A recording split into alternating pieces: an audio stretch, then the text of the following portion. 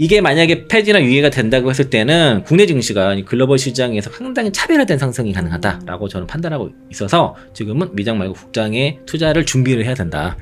상상 이상의 강세장이 있을 수 있다라고 보고 있습니다. 알겠습니다. 네, 안녕하세요. 그로스 리서치 초대석. 오늘도 2차 전지 지킴이 이창환 부장님 모셨습니다. 어서 오세요. 네, 안녕하세요. 네, 반갑습니다. 네, 최근 들어서 시장이 좀 분위기가 좋죠. 코스닥도 거의 벌써 한 8거래, 9거래 이제 상승 중이고요. 오늘은 마이크론 실적 발표 이후에 반도체가 반등하면서 코스피까지 또 오랜만에 외국인 수급과 함께 좀 반등하는 모습인데, 사실 최근 들어 가장 중요한 이슈는 바로 금리 인하가 아니겠습니까? 비컷을 했는데요. 네.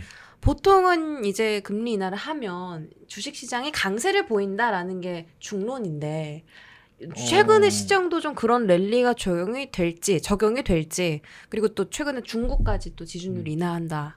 거기도 50bp 인하할 거다. 이렇게 얘기가 나오면서 이제 글로벌 시장의 유동성이 좀 풍부해질 것 같거든요. 네. 예, 투자자들이 어떤 전략을 지금 구간에서 세워가야 될지 부장님 말씀 한번 들어볼게요. 네, 오늘 이제 뭐 그런 얘기를 할 건데요. 네. 오늘 일단 시황 잠깐만 정리를 하면 오늘 이제 그 보시면은 이제 뭐 2차 전지도 급등이 나왔고 네. 반도체도 어떻게 마이크론 실적이라든가 이제 그 실적 가이던스가 잘 나오면서 반도체도 오늘 SK하이닉스를 중심으로 해서 급등이 나왔고요.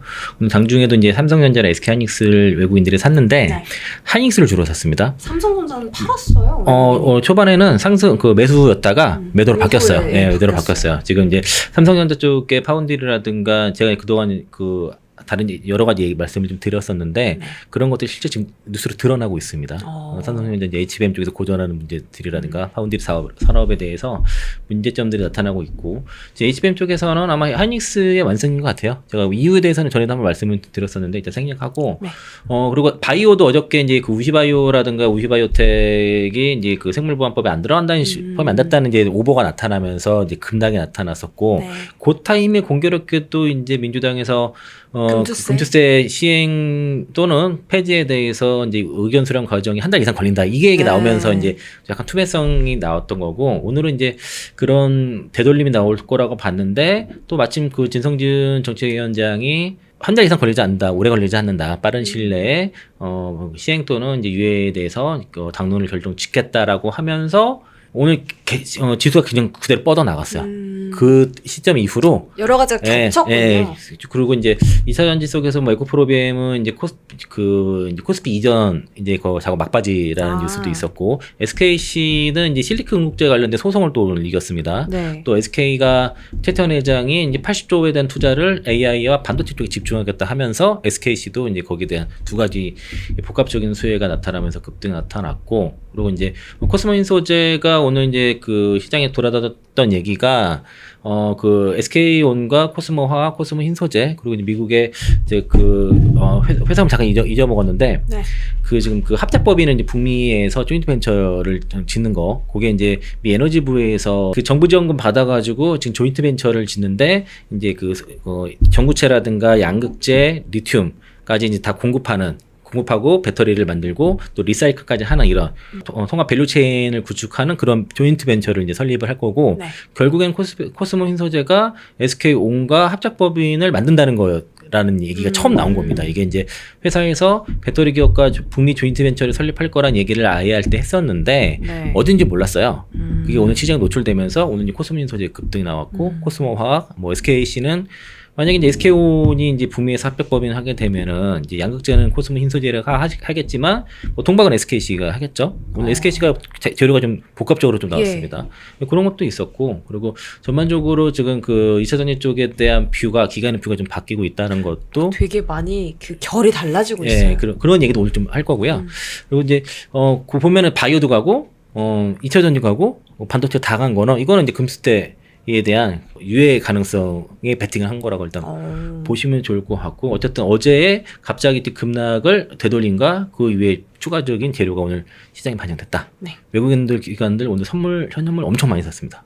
1조 넘게 샀어요. 선물만 마지막에 본 게 1조 3천억 샀었고 코스피만 외국인 기관이 1조 1천 그리고 코스닥은 2,500억 정도 샀어요. 그러니까 계속 샀어요. 아침부터. 개인은 코스피만 1조 1천억 팔았고. 와. 그러니까 반대로 이제, 했네요. 네, 이게 이제 오늘 말씀드린 제가 이 얘기를 왜 드리냐면 오늘 말씀드릴 거에 녹아져 있어요.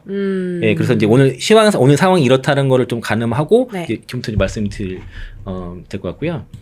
첫 번째 주제가 그 미 금리 인하 사이클의 시작이 됐습니다. 이제 비컷이 시작됐죠. 제가 이제 그동안 계속 강조드려 왔던 게 미국 금리 인하 사이클이 들어가게 되면 글로벌 유동성 장세가 이제 장세로 인해서 이제 강세장이 펼쳐질 거다라는 얘기를 계속 해왔어요 그동안. 그리고 이제 거기에 북미 시장에서의 전기차 대중화 시대의 그 사이클, 대중화 사이클이 맞물리게 되면은 우리가 기대하고 있는 빅뱅 폭발이 일어난다라고 이제 그게 핵심인데, 근데 그거에 서막이 이제 시작이 됐다라고 보시면 되겠고요.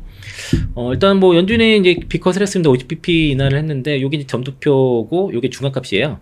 중간값이 이제 올해 그 4.375까지 이제 떨어지고, 그리고 26년도에 2.875, 27년도에 멈추잖아요. 그러니까 제가 계속 그때도 말씀드렸던 게 24년에서 26년까지 금리 인하 사이클이 이어질 거다라고 했잖아요. 딱 그거랑 일치합니다. 그러면은 이제 그동안 기다렸던 것과 일치하는 방향이 이제 연준에서 나왔던 것이고, 이게 속도보다도 방향성이 중요해요. 지금부터는.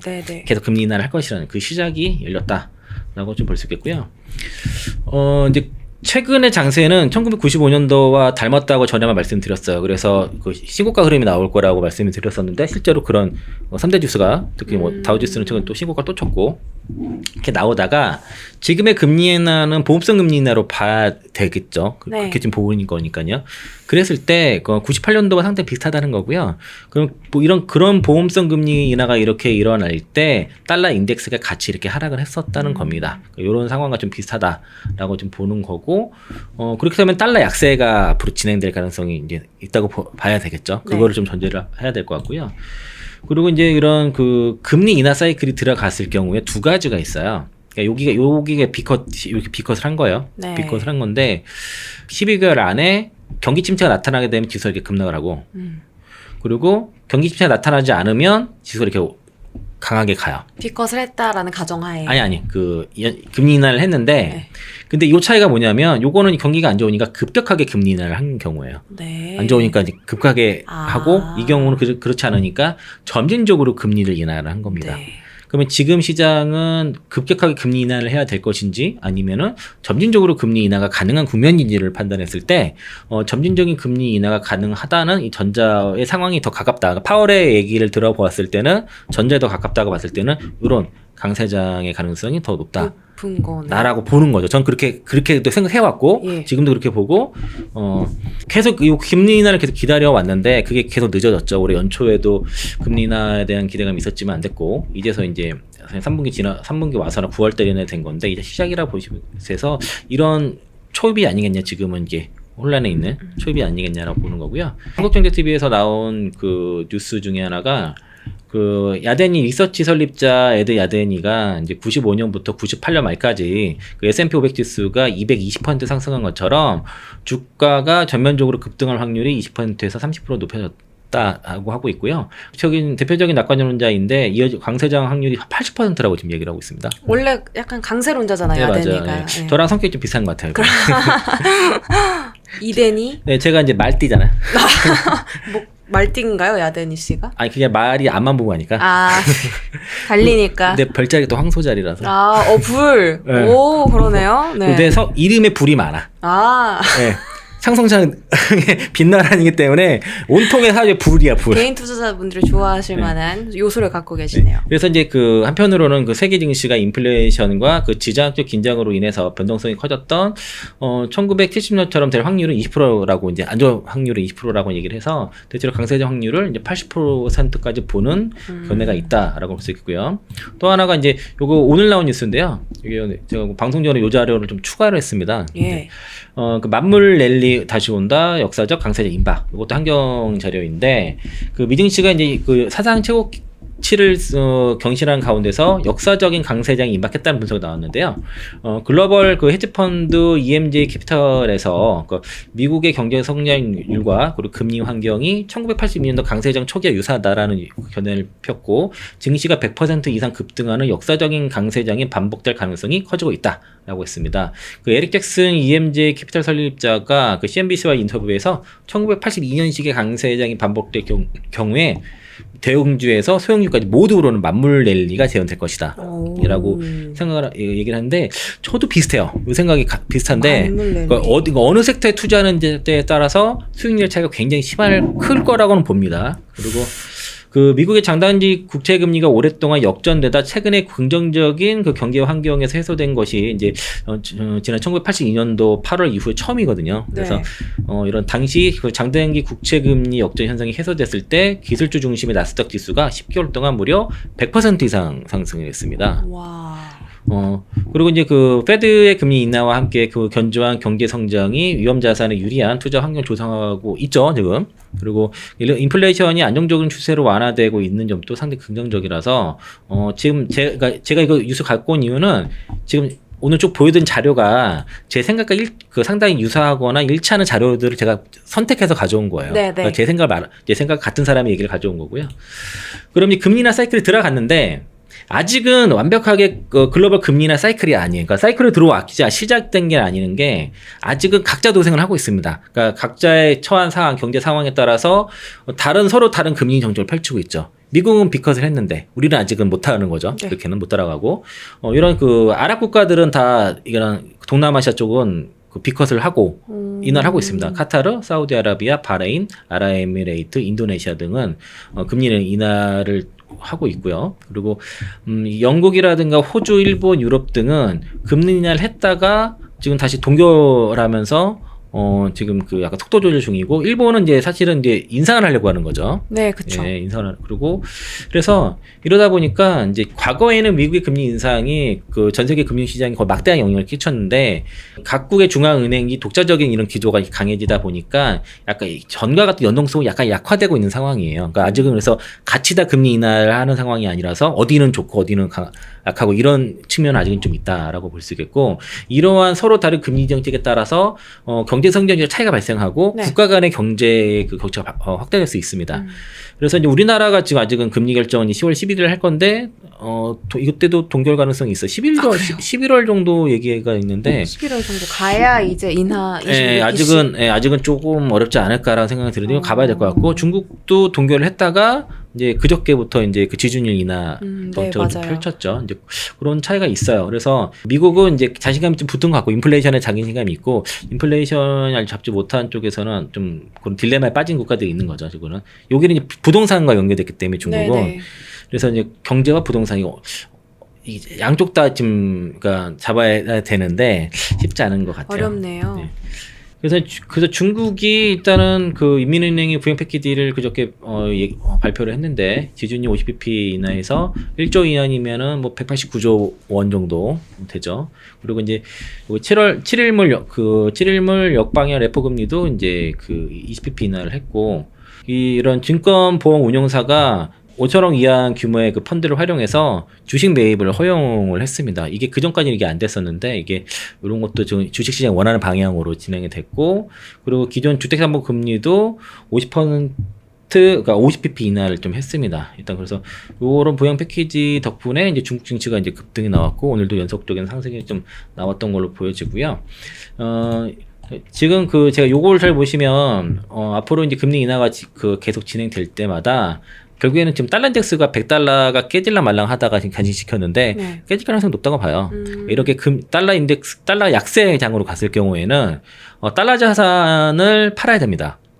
팔고 그리고 뭘 살까요? 그 신흥국 화폐 자산을 사야죠. 뭐 위안화라든가 그 인도 루피 네. 아니면 원화 자산을 사야죠. 해당 네. 자산을. 그러니까 달러 자산을 팔아야 돼요. 그 얘기는 예를 들면 금투세 때문에 국장 팔고 미장을 가겠다는 하신 분들은 국장에서 깨지고 미장에서 깨질 가능성이 높아요. 네. 그러니까 미국 주식이 계속 우상향 가더라도 이 환차손을 발생하게 되면은 그쵸. 일단 환전하게 되면 수수료가 발생하죠. 또 게다가 내가 1,330원에서 그 달러를 샀는데 이게 뭐 한 1,200원 간다 그러면 손해보는 거죠. 환차손이 크단 말이에요. 네. 그러면 주식으로 30% 수익 나도 손실 나는 수가 있어요. 근데 주식으로 반드시 수익 나는 보장이 없잖아요. 네. 그러니까 수익 나도 수익이 안 나는 상황이 벌어질 수 있는 거고.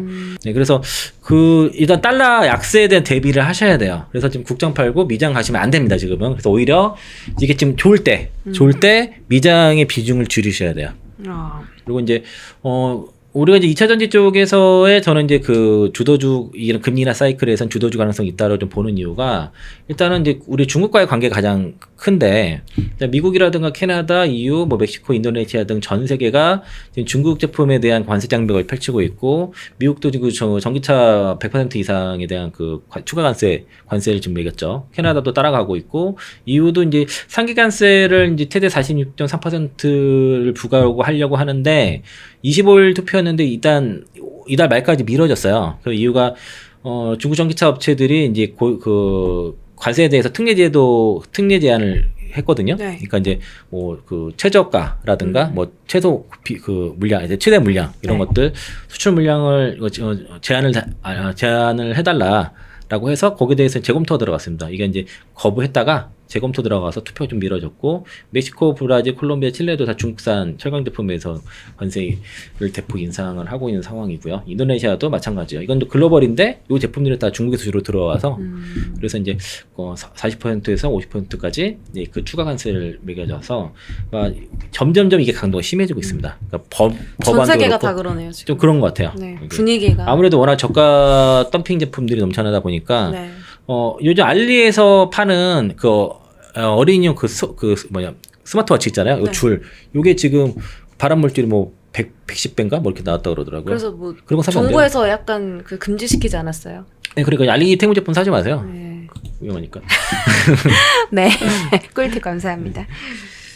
그래서 이제 지금 전기차 업종이 지금 비아디가 막 좋다고 막 그 얘기 나오고 하는데 그러니까 비아디랑 니오터 빼고 대략 나머지 한 50개 업체가 다 사실 손실이라 그래요. 그러니까 지금 중국 전기차 업체들이 한 200여 개 있다가 이 구조조정이 돼서 한 70여 개, 지금 한 50여 개 정도로 줄어났는데 지금 많이 판매가 되고 있습니다. 보조금을 워낙 많이 주니까 그 전기차 판매가 활발히 되고 있지만 일단 문제는 너무 업체가 많아요. 그리고 굉장히 빠르게 이제 그 제품 개발하고 R&D 비용이 발생을 하는데 이거를 상쇄할 만큼 수익이 나지 않다는 거죠. 너무 많으니까.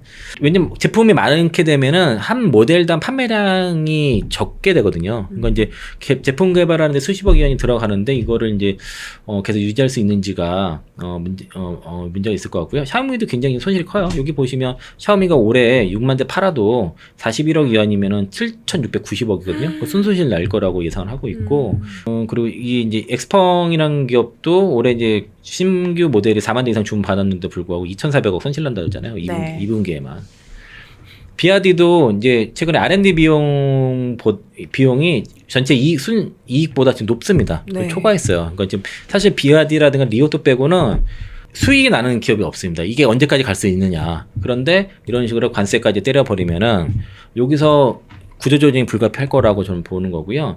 그러면 이제 지금은 이제 금리 인하 구간이고 그리고 광물 가격이 떨어지죠. 메탈 가격이 떨어지고 안정화가 되고 그리고 그렇게 되면 전기차 가격이 떨어지겠죠. 네. 그렇게 되면 당연히 수요가 오겠죠. 네. 수요가 작게 될 것이고 그리고 미국이 가장 그 큰 전기차 자동차 시장인데 이게 할부 금리가 떨어지거든요. 오토론이. 맞아요. 그렇게 되면 전기차 수요가 확대될 가능성이 높다는 것이고 네. 여전히 전기차 시장은 연 뭐 20% 이상 성장하는 시장이기 때문에 이런 그 소위 말해서 이제 성장이 정체되는 이런 구간을 지나서 그리고 여기서 버티게 되면은 그 승자가 그 과실을 크게 얻을 수 있게 되는 것이죠. 미국의 금리가 인하가 되면은 대략 2개월에서 3개월 정도의 시차를 두고선 오토론이 떨어집니다. 네. 그래서 올해 이제 9월달 그리고 이제 11월, 12월 이렇게 금리 인하하게 되면은 내년부터는 이 오토론이 급격하게 떨어질 가능성이 높죠. 그리고 미국 그 전기차 구매자들의 83%가 80% 이상이 그 리스라든가 그 파이낸싱을 이용해서 네. 구매를 하거든요. 올해 2분기에 83.4% 비중이에요. 그래서 여기 지금 그 오토론 금리가 이렇게 8% 정도까지 올라왔는데 이게 한 5% 정도까지 떨어질 거로 보는 겁니다. 내년도에. 네. 금리 비싸가지고 자동차를 못 샀잖아요. 할부금 내야 되니까. 그러니까요. 이게 또 한 번에 내기 좀 보통 부담스러우니까 할부를 많이 하게 되는데 이게 자연스럽게 제가 이제 금리가 떨어지면은 전기차 많이 판린다는 얘기하는 이유가 이거 오토론과 연관이 또 있고 이렇게 그 금리가 떨어지는 시기에 살만한 전기차들이 많이 나온다는 거죠. 아, 신차요? 예, 좋은 전기차. 예. 그러니까 가성비가 있고 전기차다운 전기차들이 이제 25년도에 집중적으로 나오기 시작하는 거예요. 아. 그거는 미국이랑 유럽도 마찬가지고 우리나라도 마찬가지예요. 네. 그러니까 EV3랑 캐스퍼 EV가 많이 팔린 이유가 다른 게 아니에요. 그만큼 경쟁력이 있는 차기 때문에 그런 것이고, 현대차의 ST1 이제 출시가 되는데 그거 한번 보십시오. 나중에 굉장히 많이 팔릴 겁니다. 상용차 시장을 아마 ST1이 상당히 장악을 할 거예요. 그래서 이게 이제 현대차가 만들었는데 다른 뭐 GM 마크를 달고서 뭐 나오고 뭐 이런 식으로 괜히 그런 일이 괜히 많이 나타날 거라고 생각하고요. 계속 그 같은 얘기를 계속 반복을 하는 게, 그러니까 24년도에서 26년까지 미국 금리 인하 사이클에 들어갑니다. 이렇게 되면은 달러 약세는 필수예요. 어쩔 수 없어요. 1,000원까지도 갈 수 있어요, 달러. 그럼 바로 미국 여행 가야죠. 그러니까 그러면은 달러 자산을 갖고 있으면 안 되잖아요. 그렇잖아요. 그러니까 달러가 약세일 게 뻔한데 달러 자산을 내가 갖고 있으면 올라가더라도 환차손으로 인해서 수익이 안 날 수가 있다니까요. 네. 그게 30% 50% 미국 주식 수익이 났는데 환전하면은 마이너스 나는 상황이 벌어질 수 있는 거예요. 그러니까 지금은 달러 자산은 무조건 축소를 하셔야 돼요. 근데 아직은 제가 전 세계적으로 다 같이 금리 인하 사이클 들어간 상황 아니기 때문에 달러가 강세 갔다가 왔다 갔다 지금 그러거든요. 네. 그러면 그러니까 이런 구간에서 지금 미국 주식의 비중을 적극적으로 줄이십시오. 미국 채권도 파셔야 돼요. 그러면서 이제 신흥국 쪽으로 자금들이 들을 거고, 지금 인도도 신고가예요. 인도도 벌써 지금. 한국이라든가 인도, 뭐 중국도, 근데 중국은 좀 하기 좀 그렇긴 한데, 근데 그런 위안화도 최근에 강세예요. 이제 네. 달러 위안이 7위안이 깨졌으니까. 최근에 진짜 강해요. 네, 깨졌어요. 이게 다 이런 이유인 거거든요. 그리고 위안화가 강세면 이게 원화가 상대적으로 강세가 아니더라도 달러 원 환율이 떨어집니다. 위안화 강세로 인해서 유로화가 강세돼도 떨어져요. 같이 원화도 네. 강세를 보이는 거예요. 그러니까 미국 달러가 약세가 되면은 유로화가 강세가 가고, 또 이제 신흥국 화폐들이 강세를 가면서 우리도 같이 강세로 가는 경우도 있기 때문에 지금은 달러 자산은 확실히 줄여야 되니까 자꾸 국장 팔고 미장을 가는 타이밍이 아니라 지금 반대로 해야 된다는 거예요. 반대로 해야 된다. 그리고 외국인들이 한국 채권에 대해서 지난 8월 달에 11조 6천억 순매수를 했고요. 올해 들어 최대 매수했습니다. 예. 일단은 외국인들이 자금이 오면은 채권 먼저 사요. 채권을 다 산 다음에 그 다음에 주식 삽니다. 그러고서 이제 여기서 원화 강세, 달러 약세했을 때는 당연히 원화 자산을 올리고 달러 자산 축소해야 된다. 이거 당연한 거예요. 그냥 상식인데 지금 반대로 하라 그러잖아. 금투세 도입하게 되면 미장 가서 수익 내고 국장 거 상계도 안 되는데 그러잖아요.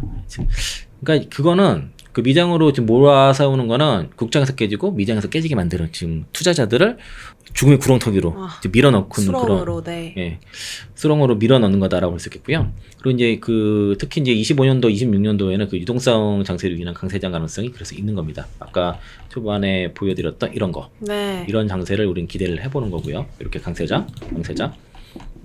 그래서 외국인들이 최근에는 반도체를 많이 팔았어요. 근데 반도체 쪽에서 팔다가 사도 하이닉스 정도는 삽니다. 그리고 삼성전자 집중적으로 팔아요.